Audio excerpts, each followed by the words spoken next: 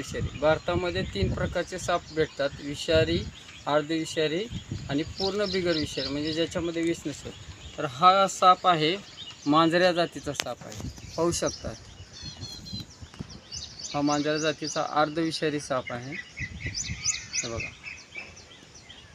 पाहू शकता, अर्धविषारी साप. हा साप लहान मुलांना वयाच्या 5-7 वर्षापर्यंत चावलं त्यांना ते विष चढू शकतं, आणि आमच्यासारख्या व्यक्तीला, मोठ्या माणसाला चावला तर विष चढू शकत नाही.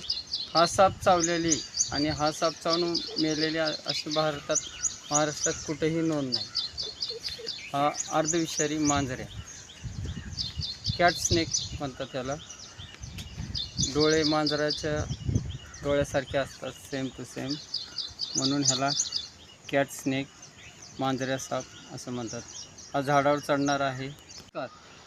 नमस्कार मित्रांनो, आत्ता जो आपल्याला हा साप दाखवला आहे, हा मांजऱ्या जातीचा अर्धविषारी साप आहे.